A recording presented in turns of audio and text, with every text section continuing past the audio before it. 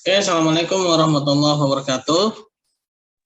Waalaikumsalam Pak warahmatullahi wabarakatuh. Waalaikumsalam warahmatullahi Ya, wabarakatuh. kita bisa berjumpa lagi dan mohon maaf sebelumnya saya agak terlambat ini ya. Oke, kita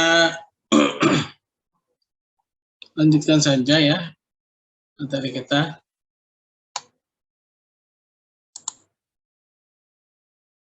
Yaitu mengenai Pancasila sebagai filsafat hidup ya.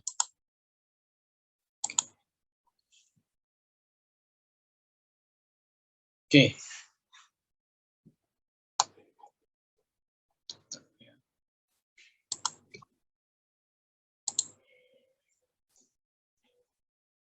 Nah, aktualisasi Pancasila sebagai sistem ya.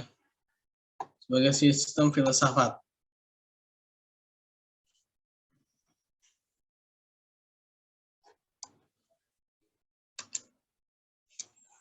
Nah, menelusuri konsep dan urgensi Pancasila sebagai sistem filsafat. Konsep Pancasila sebagai sistem filsafat. Apa yang dimaksud dengan sistem filsafat? Nah, mengapa Pancasila dikatakan sebagai sistem filsafat? Ada beberapa alasan yang dapat ditunjukkan. Yaitu pertama, menurut Nur Bakri menjelaskan bahwa Pancasila sebagai sistem filsafat merupakan hasil perenungan yang mendalam dari para tokoh kenegaraan Indonesia. Nah, di sini dikatakan sebagai sistem filsafat karena hasil perenungan yang mendalam. Hasil perenungan itu semula dimaksudkan untuk merumuskan dasar negara yang akan merdeka. Nah, jadi filsafat itu sendiri artinya pemikiran yang mendalam ya, pemikiran yang mendalam. Yang mana apa ya kalau dibilang itu dasar pemikiran gitu ya. Selain itu hasil-hasil perenungan tersebut, ini masih ada yang gabung ini ya.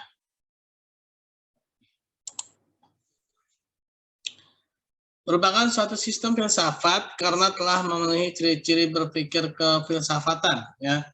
Nah, ini adanya ciri-ciri kefilsafatan.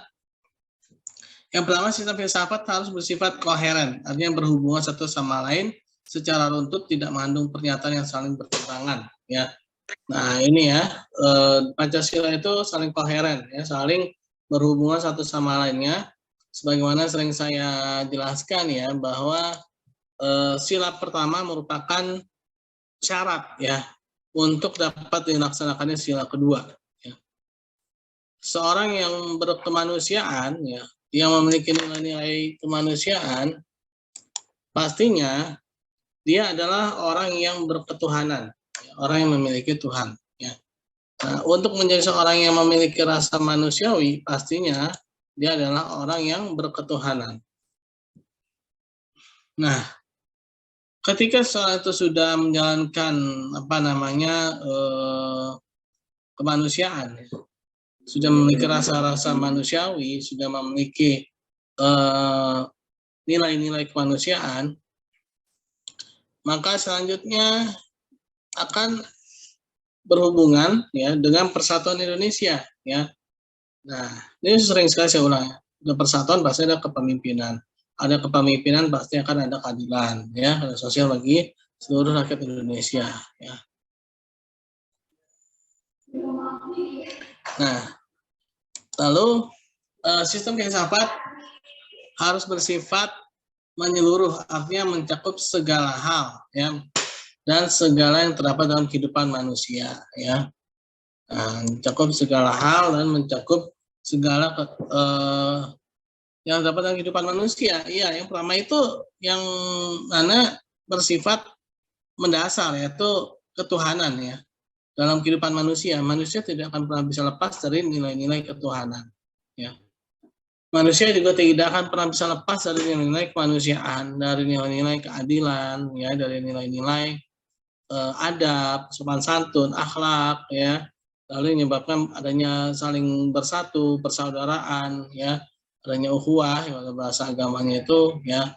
Nah, lalu adanya kepemimpinan ya, lalu adanya nilai-nilai persamaan derajat di depan hukum, di mata hukum itu ya. Nah, bukan berarti seorang yang mengerti hukum saja yang memiliki perlakuan yang berbeda gitu ya.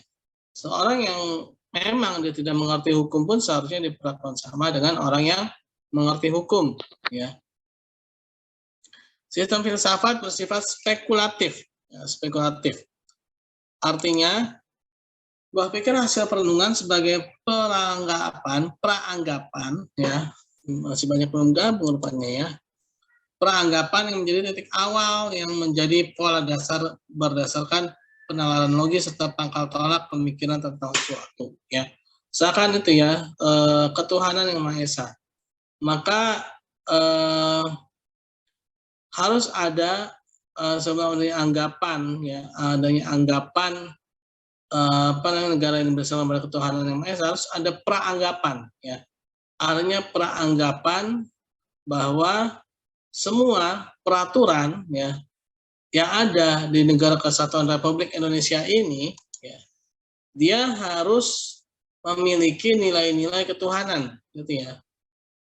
Nah, jadi semuanya itu harus ada nilai ketuhanan, harus adanya nilai-nilai kemanusiaan, ya, adanya nilai-nilai adab, moral, akhlak, ya, adil, ya, lalu menjunjung tinggi persatuan, ya, terus adanya kepemimpinan, ya, adanya nilai-nilai persamaan derajat di mata hukum, ya, itu merupakan nilai-nilai praanggapan, ya, sebelum dimulainya ada suatu peraturan, gitu ya.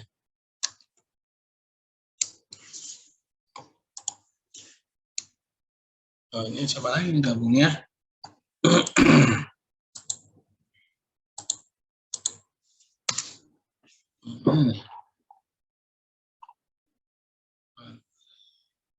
Menelusuri konsep dan urgensi Pancasila sebagai sistem filsafat. Apa yang dimaksud dengan sistem filsafat? Kedua, Pancasila sebagai weltanschauung, ya, artinya nilai-nilai Pancasila itu merupakan sesuatu yang telah ada, ya, sesuatu yang telah ada dan berkembang dalam masyarakat. Masyarakat kita dari dulu itu masyarakat yang religius, ya, masyarakat yang percaya akan adanya Tuhan, ya, masyarakat yang percaya adanya nilai-nilai yang universal, ya, nilai-nilai yang mana itu adalah nilai-nilai dasar dalam diri manusia, ya, nilai-nilai kejujuran, keadilan, akhlak, moral, ya, sopan santun, ya, itu sudah ada dalam diri dalam bangsa Indonesia. Yang kemudian disepakati sebagai dasar filsafat negara atau philosophic ground slack, ya. Weltanschauung ini merupakan sebuah pandangan dunia atau worldview, ya.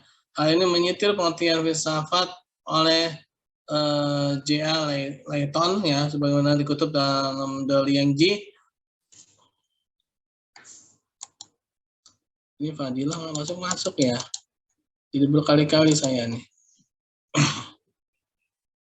A complete philosophy includes a worldview, a reason, conception of the world, Maaf, cosmos, saya udah masuk di divisi yang lain ya, Pak. Ya?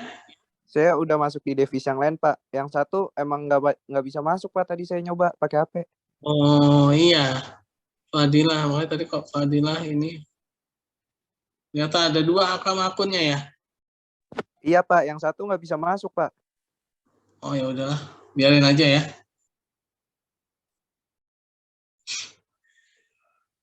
Nah, a life view or doctrine of the value, meaning, and purposes of human life.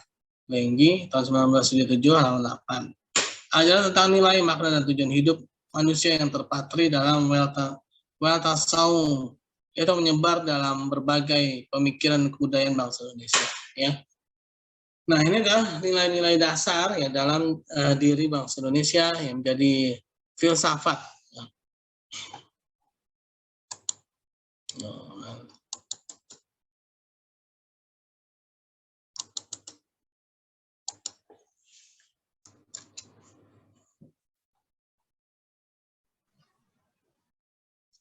Nah, menelusuri konsep dan urgensi Pancasila sebagai sistem filsafat. Konsep Pancasila sebagai sistem filsafat, urgensi Pancasila sebagai sistem filsafat, ya. Nah, urgensi Pancasila sebagai sistem filsafat atau dinamakan filsafat Pancasila artinya refleksi filosofis mengenai Pancasila sebagai dasar negara. Sastra Prateja menjelaskan makna filsafat Pancasila sebagai berikut. Pengolahan filosofis Pancasila sebagai dasar negara ditujukan pada beberapa aspek. Pertama, agar dapat diberikan pertanggungjawaban rasional dan mendasar mengenai sila-sila dalam Pancasila sebagai prinsip-prinsip politik, ya. Kedua, agar dapat dijabarkan lebih lanjut sehingga menjadi operasional dalam bidang-bidang yang menyangkut hidup bernegara. Ketiga, agar dapat membuka dialog dengan berbagai perspektif baru dalam kehidupan berbangsa dan bernegara. Keempat, agar dapat menjadi kerangka evaluasi terhadap segala kegiatan yang bersangkut paut dengan kehidupan bernegara, berbangsa, dan bermasyarakat, serta memberikan perspektif pemecahan terhadap permasalahan nasional. Ya, terutama sebagai pertanggungjawaban, ya, diberikan sebagai pertanggungjawaban rasional. Artinya sebagai sistem filsafat ini, ya, Pancasila merupakan pertanggungjawaban. Jadi sebagai bangsa Indonesia itu kita memiliki pertanggungjawaban 5 hal itu, ya, 5 sila itu, yang 5 peraturan tersebut, ya, yaitu ketuhanan yang Maha Esa, kemanusiaan yang adil dan beradab, ya, persatuan Indonesia, kerakyatan yang dipimpin oleh hikmat, kebijaksanaan, dan permusyawaratan perwakilan, keadilan sosial bagi seluruh rakyat Indonesia, ya. Nah, itu adalah pertanggungjawaban, ya, kita sebagai bangsa Indonesia untuk menjalankan sila-sila tersebut, gitu ya. Yang kedua, agar dapat dijabarkan lebih lanjut sehingga menjadi operasional, dijalankan dalam kehidupan sehari-hari, ya, dalam bidang-bidangnya menyangkut hidup bernegara, ya. Ketiga, agar dapat membuka dialog dengan berbagai perspektif baru dalam kehidupan berbangsa dan bernegara, ya. Nah, jadi dialog dengan berbagai perspektif, ya, apalagi misalkan ada paham liberal, ada paham komunis, ya, yang mana kita harus melihat itu dalam kacamata Pancasila, ya.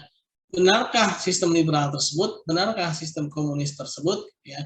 Nah, ini dalam perspektif Pancasilanya, ya.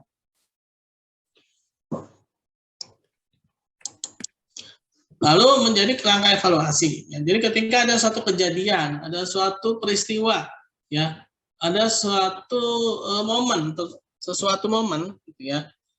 Nah, ini ketika ada suatu kejadian tersebut, ya, dan ada yang kejadian yang agak-agak kurang baik, gitu ya. Ini harus bisa dievaluasi, ya, dengan kacamata Pancasila, ya. Ketika ada suatu kejadian tersebut, apakah kejadian tersebut telah mencerminkan, ya, ketuhanan yang Maha Esa? Apakah kejadian tersebut mencerminkan nilai-nilai kemanusiaan yang adil dan beradab? Dan apakah kejadian tersebut mencerminkan adanya rasa persatuan? Dan apakah dalam kejadian tersebut adanya kepemimpinan yang dipimpin oleh hikmat, yang ada ilmu, ya, pada kejadian tersebut, ya, dan apakah itu memiliki nilai-nilai yang adil, yang mana adanya kedudukan yang sama di mata hukum, gitu ya. Nah, itu merupakan kerangka evaluasi, ya, dalam segala kegiatan yang bersangkut paut dengan kehidupan bernegara, berbangsa dan bermasyarakat, serta memberikan perspektif pemecahan terhadap permasalahan nasional, ya. Nah, itulah Pancasila, ya, dalam rangka evaluasi, ya. Nah, menanyakan alasan diperlukannya kajian Pancasila sebagai sistem filsafat. Filsafat Pancasila sebagai genetivus objektivus dan genetivus subjektivus, yaitu objektifnya bagaimana dan juga sebagai subjektivitasnya bagaimana, ya. Nah, Pancasila sebagai genetivus objektivus, artinya nilai-nilai Pancasila dijadikan sebagai objek yang dicari landasan filosofisnya berdasarkan sistem-sistem dan cabang-cabang filsafat yang berkembang di Barat. Nah, objektivus, ya, sebagai objeknya, ya.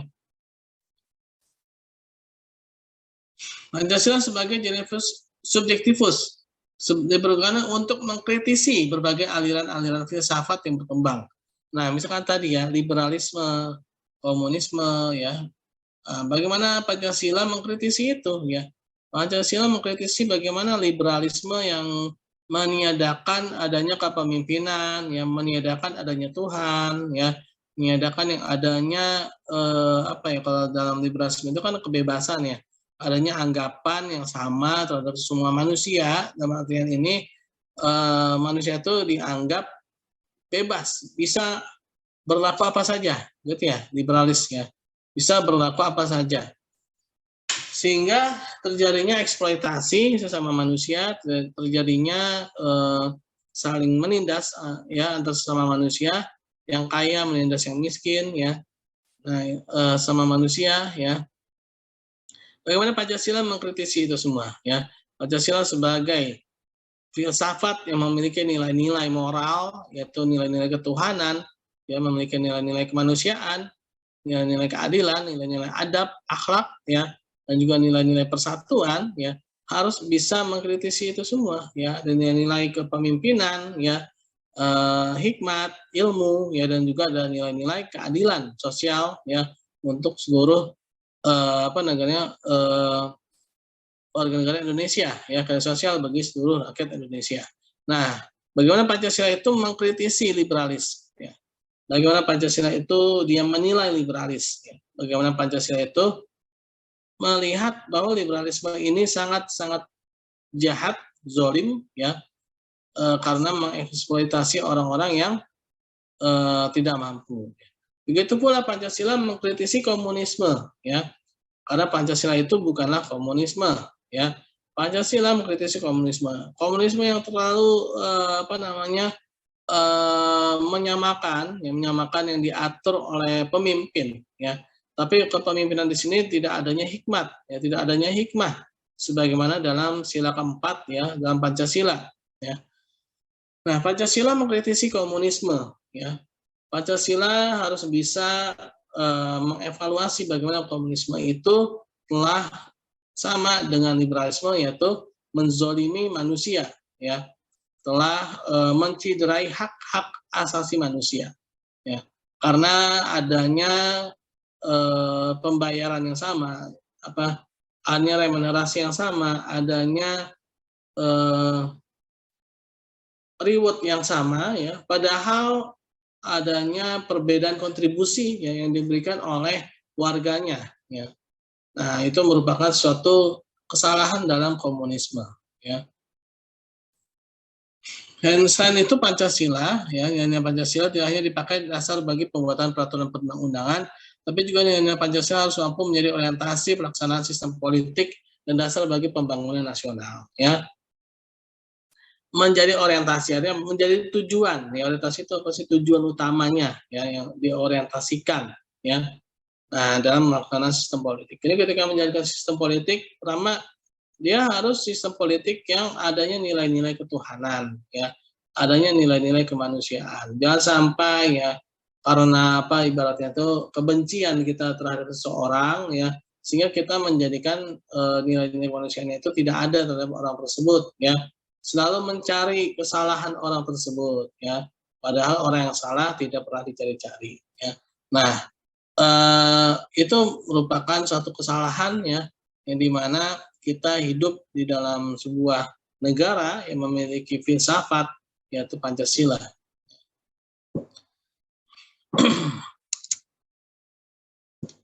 Ini nggak bisa ini. Lalu landasan ontologis. Nah, ontologis, ya, ada epistemologis, ada ontologis. Ontologis itu adalah kalau epistemologis itu dasar pemikiran, ya. Kalau ontologis itu semacam jalannya, ya, hukumnya, ya, syariatnya, ya, ontologis, ya. Nah, ada epistemologis, ontologis, ada lagi namanya ontik, ya. Nah, Pancasila sebagai genetivus subjektivus memerlukan landasan pijak filosofis yang kuat mencakup 3 dimensi, yaitu ontologis, epistemologis, dan aksiologis, ya. Nah, ontologis menurut Aristoteles merupakan cabang filsafat yang membahas tentang hakikat segala yang ada secara umum, sehingga dapat dibedakan dengan disiplin ilmu-ilmu yang membahas sesuatu secara khusus. Nah, ya, ini dari caranya. Inti persoalan ontologi adalah menganalisis tentang substansi. Substansi menurut Kamus Latin Indonesia berasal dari bahasa Latin, yaitu subster, artinya serentak, ada, bertahan, ada dalam kenyataan, ya. Ada substansi itu isinya, ya, bertahan. Substansialitas artinya sesuatu yang berdiri sendiri, hal berada, wujud, hal wujud, ya. Landasan ontologis Pancasila artinya sebuah pemikiran filosofis atas hakikat dan ration the ether, ya. Sila-sila Pancasila sebagai dasar filosofis negara Indonesia. Oleh karena itu, pemahaman atas hakikat sila-sila Pancasila itu diperlukan sebagai bentuk pengakuan atas modus eksistensi bangsa Indonesia. Ya. Nah, ini adalah landasan ontologis, ya, yaitu sebagai jalannya, ya. Lalu epistemologis, nah, ini adalah dasar pemikiran, ya. Cabang filsafat pengetahuan membahas tentang sifat dasar pengetahuan, sifat dasar, ya, menjadi dasarnya, kemungkinan lingkup dan dasar umum pengetahuan. Landasan epistemologis Pancasila artinya nilai-nilai Pancasila digali dari pengalaman empiris bangsa Indonesia. Jadi kalau dibilang itu paragrafnya paragraf induktif, ya.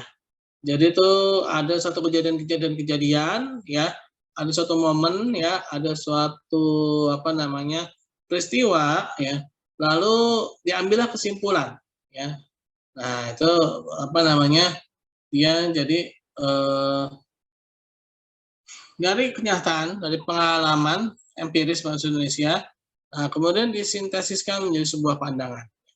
Nah, bangsa Indonesia sebagai bangsa yang berketuhanan, ya, bangsa yang memiliki nilai-nilai kemanusiaan, bangsa yang memiliki adab akhlak, ya, memiliki rasa keadilan, bangsa yang bersatu, ya, memiliki nilai-nilai persatuan, yang memiliki nilai-nilai kepemimpinan, ya, dengan ilmu, ya, lalu dengan nilai-nilai yang memiliki persamaan di dalam hukum, ya.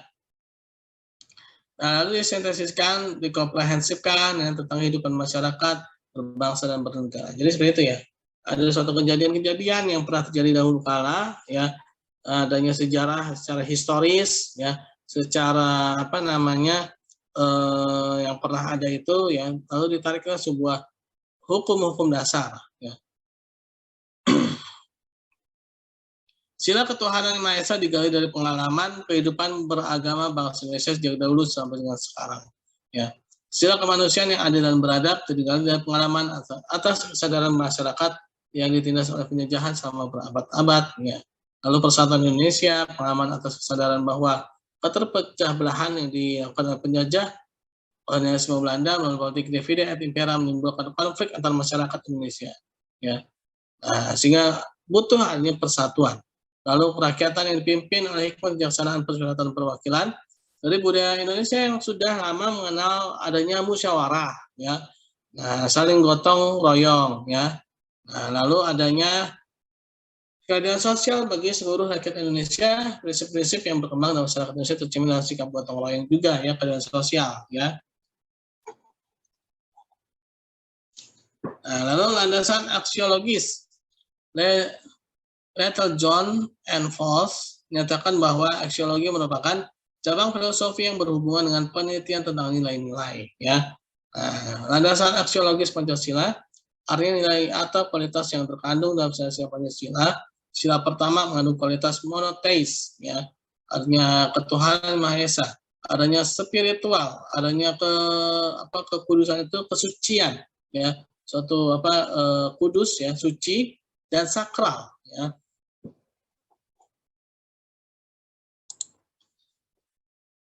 Nah, sila kemanusiaan mengandung nilai-nilai martabat, harga diri, ya, kemanusiaan, kebebasan dan tanggung jawab, ya. Nah, adab, ya, adil, ya, kemanusiaan. Persatuan Indonesia, adanya solidaritas, ya, kesetiakawanan, ya. Lalu sila keempat adanya nilai-nilai musyawarah, demokrasi,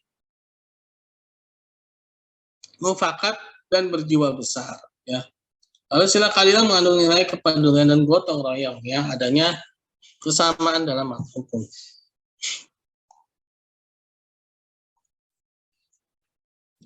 Nah, lalu Pancasila sebagai sumber historis, ya, sumber historis Pancasila sebagai sistem filsafat, ya.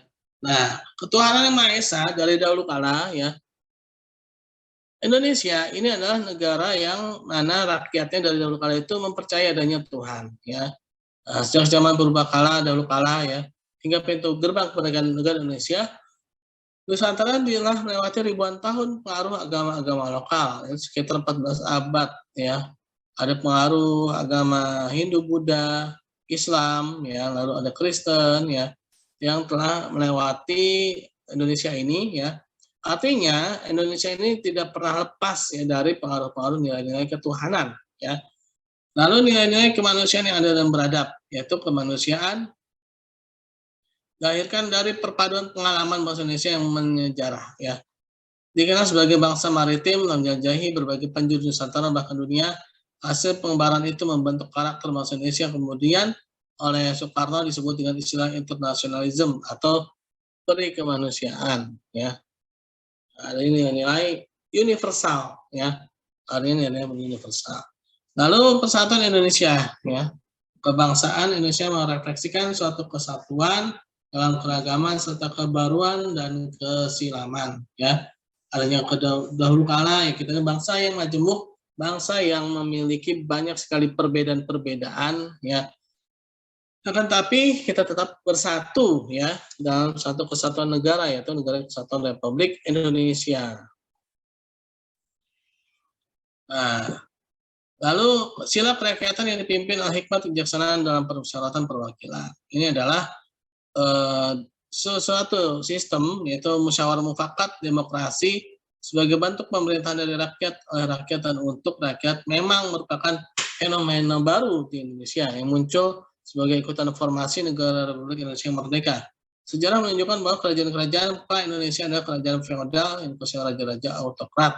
Kemudian demikian, yang demokrasi dalam taraf tertentu telah berkembang budaya Nusantara dan dipraktekkan setidaknya dalam unit politik kecil. Seperti desa di Jawa, negara di Sumatera Barat, Banjar di Bali, dan lain sebagainya. Ya. Ini adalah suatu sistem musyawarah mufakat. Ya. Lalu keadilan sosial bagi seluruh rakyat Indonesia, masyarakat adil dan makmur adalah impian kebahagiaan yang telah berkobar ratusan tahun namanya dalam dada keyakinan bangsa Indonesia. Impian kebahagiaan itu terpahat dalam ungkapan Kemahripah Loh Jinawi, Tata Tentrem, Kerta Raharja. Ya.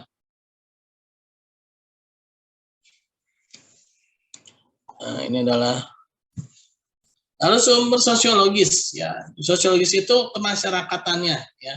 Pemasyarakatan dari bangsa Indonesia ini diklasifikasikan ke dalam dua kelompok. Kelompok pertama adalah masyarakat awam yang memahami Pancasila sebagai sistem filsafat yang sudah dikenal masyarakat Indonesia dan bentuk pandangan hidup atau way of life terdapat dalam agama, adat istiadat, dan budaya berbagai suku bangsa di Indonesia. Lalu kelompok kedua, masyarakat ilmiah akademis yang memahami Pancasila sebagai sistem filsafat dengan teori-teori yang bersifat akademis. Pancasila sebagai sistem filsafat menurut Ottonegoro merupakan satu kesatuan utuh yang tidak dapat dipisah-pisahkan. Ya. Sila pertama sampai sila kelima merupakan satu kesatuan yang utuh, ya, yang mana tidak bisa dijadikan 3 sila atau 1 sila. Ya. Saling koheren ya. Ottonegoro menggambarkan kesatuan dan hubungan sila Pancasila itu dalam bentuk kesatuan dan hubungan hierarkis, piramidal, dan kesatuan hubungan yang saling mengisi atau saling mengkualifikasi.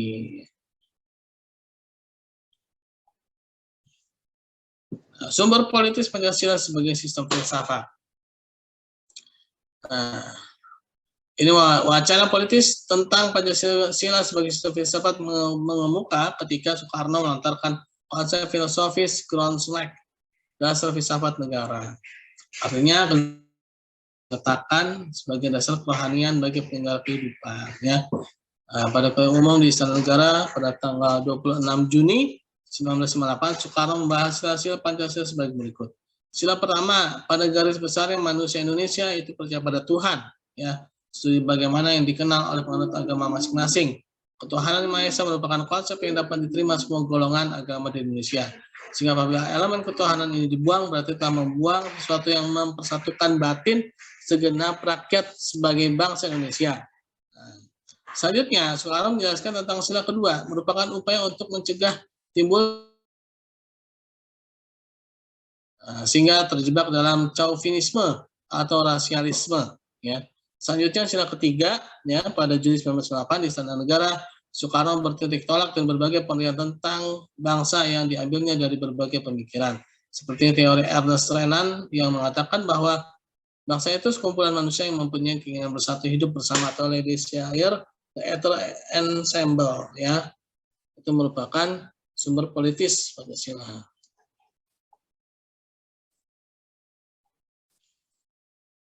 Nah, sumber politis Pancasila. Nah, sila keempat sekarang memberikan kuliah umum dengan sila kerakyatan pada 3 September. Istilah negara sekarang mengatakan bahwa demokrasi yang harus dijalankan adalah demokrasi Indonesia. Jadi bukan demokrasi Barat, ya. Jadi berbeda, ya. Yang membawa kepribadian Indonesia itu sendiri. Dalam kuliah umum seminar Pancasila di Yogyakarta, ya, pada tanggal 21 Februari 1999, Soekarno menguraikan tentang arti sila kelima, yaitu keadilan sosial bagi seluruh bangsa Indonesia merupakan suatu keharusan karena itu merupakan amanah dari para leluhur bangsa Indonesia yang menderita pada masa penjajahan dan para pejuang yang telah gugur dan memperjuangkan kemerdekaan. Nah, sumber politis Pancasila sebagai sistem filsafat berlaku juga atas kesepakatan penggunaan simbol-simbol dalam kehidupan bernegara. Garuda Pancasila merupakan salah satu simbol dalam kehidupan bernegara. Dan pasal 35 Undang-Undang Dasar 1945 berbunyi sebagai berikut, bendera negara Indonesia adalah sang merah putih. Pasal 36, bahasa negara ialah bahasa Indonesia. Pasal 36A, lambang negara ialah Garuda Pancasila dengan semboyan Bhinneka Tunggal Ika. Pasal 36B, lagu bangsa Indonesia ialah 165 Indonesia Raya. Ya. Bendera merah putih, bahasa Indonesia, Garuda Pancasila, dan lagu Indonesia Raya semuanya merupakan simbol dan kehidupan berbangsa dan bernegara di Indonesia, ya. Ini yang sumber politis. Nah, dinamika Pancasila sebagai sistem filsafat. Oh ya teman-teman, nanti kalau terpental kita gabung lagi ya dari yang sama. Pada era pemerintahan Soekarno, Pancasila menjadi sistem filsafat dikenal dengan istilah filosofis Kilonslek. Gagasan tersebut merupakan perkembangan filosofis Soekarno atas rencananya berdirinya negara Indonesia yang merdeka. Pada era Soeharto, kedudukan Pancasila sebagai sistem filsafat berkembang ke arah yang lebih praktis. Dalam hal ini istilah yang lebih tepat adalah Watasaung, ya, artinya filsafat Pancasila tidak hanya bertujuan mencari kebenaran dan kebijaksanaan, tapi juga digunakan sebagai pedoman hidup sehari-hari. Ya. Pada era reformasi, Pancasila sebagai sistem filsafat yang kurang terdengar resonansinya. Ya. Namun Pancasila sebagai sistem filsafat bergema dalam wacana akademik, termasuk kritik dan renungan yang dilontarkan oleh Habibie dalam pidato 1 Juni pada tahun 2011.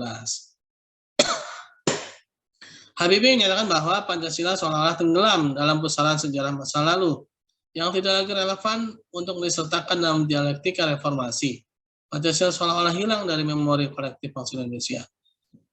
Pancasila semakin jarang diucapkan, dikutip, dan dibahas baik dalam konteks kehidupan ketatanegaraan, kebangsaan, maupun kemasyarakatan. Pancasila seperti tersandar di sebuah lorong sunyi, justru di tengah denyut kehidupan bangsa Indonesia yang semakin hiruk pikuk dengan demokrasi dan kebebasan berpolitik. Ya. Nah, ini pada saat awal-awal reformasi ya Pancasila seolah-olah menghilang. Ya. Tapi pada saat sekarang ini kita kembali ya untuk mendalami Pancasila dan menjalankan Pancasila sebagaimana Pancasila itu ya.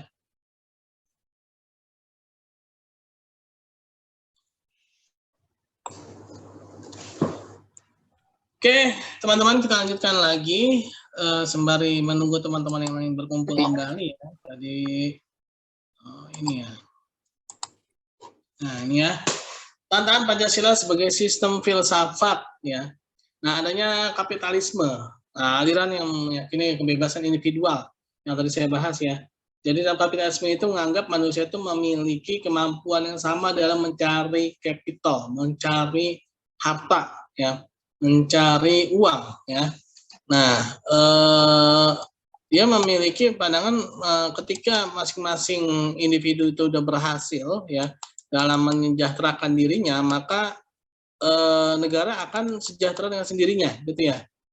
Nah, kapitalisme ini tidak memandang adanya perbedaan dalam kapabilitas ya manusia, ya. Yang mana manusia itu ada yang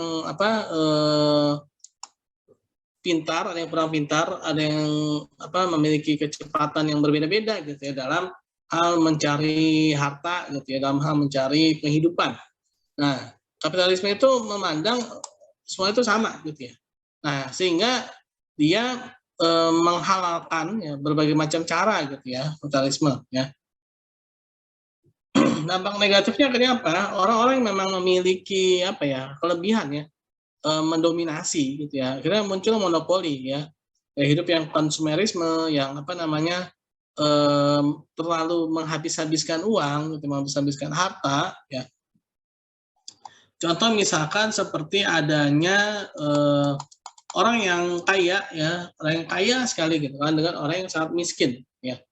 Nah, ini merupakan dampak dari kapitalisme ya, dampak dari kapitalisme yaitu menganggap sama gitu ya, menganggap bahwa nantinya juga akan sejahtera secara masing-masing gitu ya. Nah, itu yang menjadikan kekurangan pada kapitalisme ya. Lalu ya, saya lagi mau, masih banyak yang ini antri ini ya, masih banyak yang antri ya.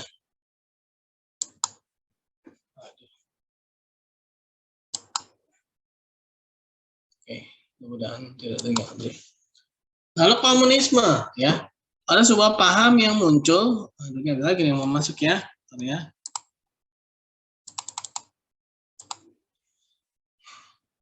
Sebagai reaksi ya, jadi adanya penindasan. Jadi kalau ada yang pernah ngasih gambarnya itu ya, kalau kapitalisme itu orang kaya nodong senjata ke orang miskin, yaitu kapitalisme. Kalau komunisme itu orang miskin yang nodong senjata ke orang kaya, ya. Nah, dua-duanya nggak benar ya, dua-duanya nggak benar. Komunisme adalah sebuah paham yang muncul sebagai reaksi atas perkembangan kapitalisme, ya. Jadi udahlah, jangan jangan terlalu besar ke dia gitu. Misalkan ada orang yang dapatkan reward yang lebih, mungkin karena kontribusinya lebih gitu ya, sehingga muncullah kecemburuan sosial. Karena akhirnya udahlah, pukul rata semua aja gitu, biar pemimpin yang memutuskan, pukul rata gitu. Nah, itu komunisme gitu ya. Nah, komunisme merupakan aliran yang meyakini bahwa kepemilikan modal dikuasai oleh negara untuk makmur rakyat secara merata. Satu bentuk tantangan komunisme terhadap Pancasila adalah sistem filsafat adalah 170 dominasi negara yang berlebihan sehingga dapat menghilangkan peran rakyat dalam kehidupan bernegara ya, sehingga rakyat itu menjadi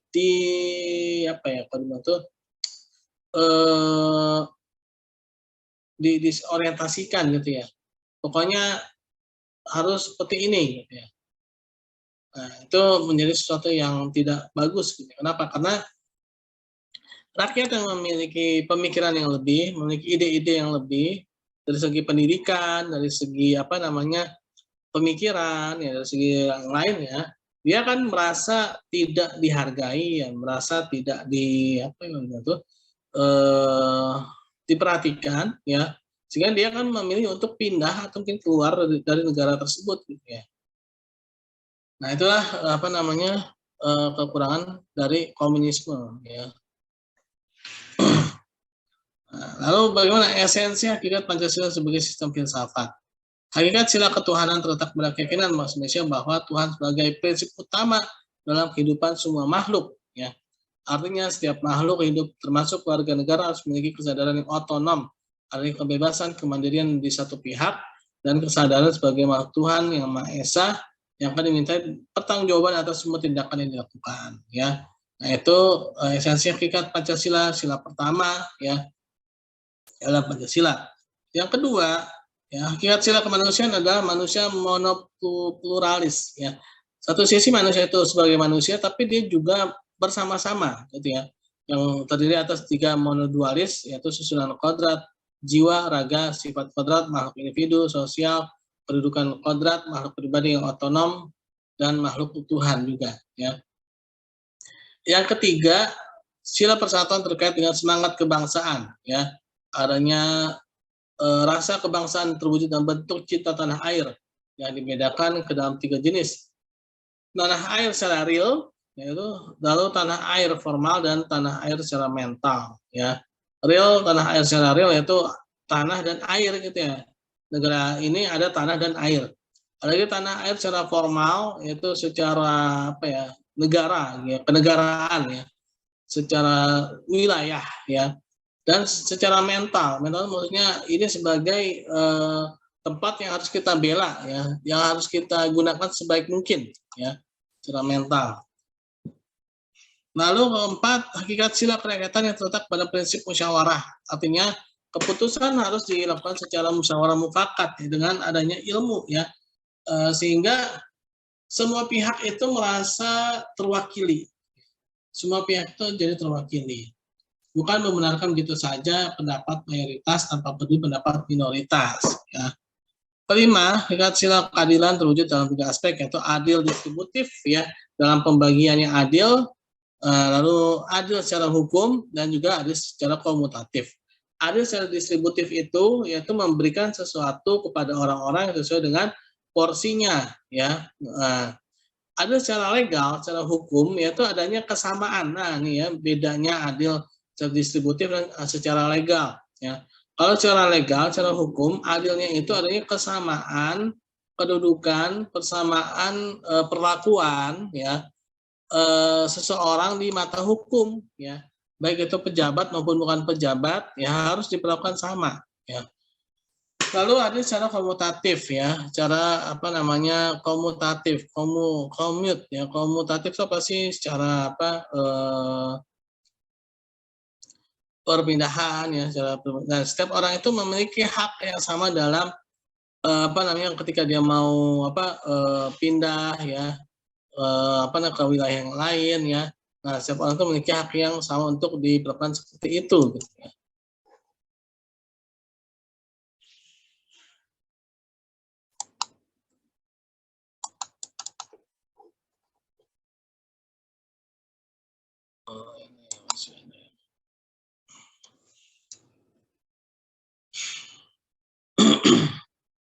Nah, ini urgensi Pancasila sebagai sistem filsafat. Pertama, menetapkan Pancasila sebagai sistem filsafat dapat memulihkan harga diri bangsa Indonesia sebagai bangsa yang merdeka dalam politik, yuridis, dan juga merdeka dalam mengungkapkan ide-ide pemikirannya untuk kemajuan bangsa baik secara materi maupun spiritual. Ya, nah, jadi adanya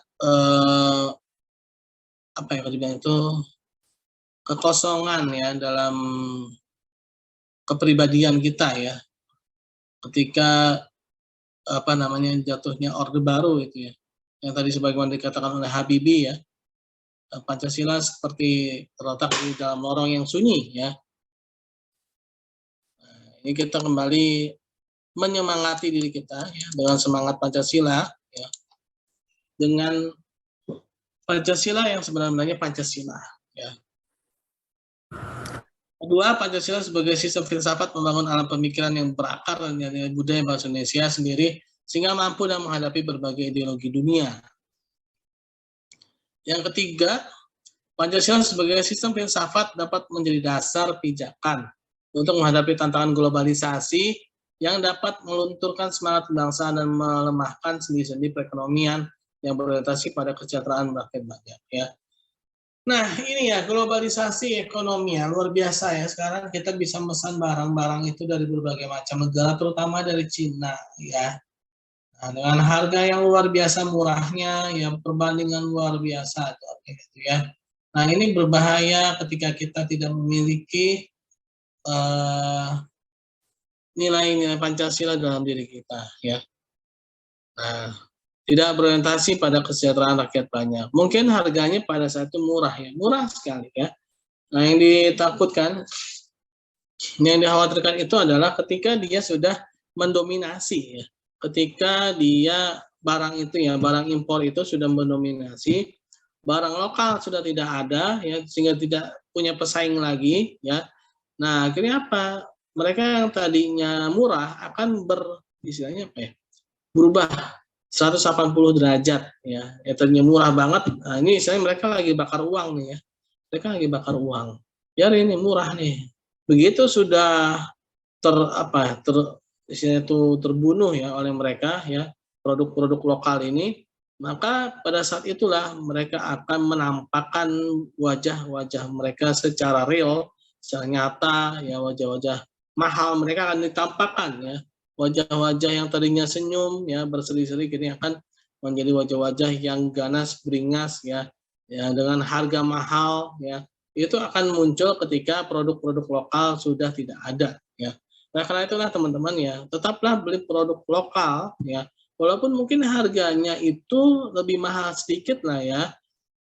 Ya, setidaknya itu tidak membuat miskin teman-teman gitu kan dengan perbedaan harga yang segitu gitu ya. Nah, sehingga nantinya ya kita akan menjadi bangsa yang mandiri ya. Lalu keempat, Pancasila sebagai sistem filsafat yang dapat menjadi way of life sekaligus way of thinking ya, sebagai jalan pemikiran bangsa Indonesia untuk menjaga keseimbangan dan konsistensi antara tindakan dan pemikiran ya. Oke teman-teman, itulah mengenai Pancasila ini ya. Pertemuan kita yang ke-6 ya. Kita masih ada satu kali lagi ya teman-teman ya, satu sesi lagi ya.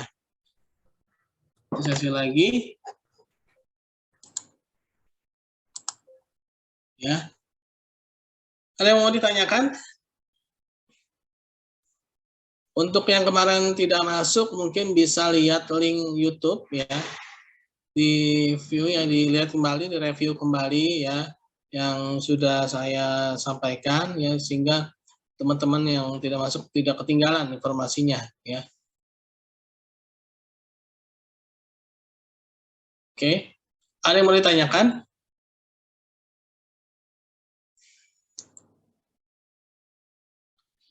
Tidak ada.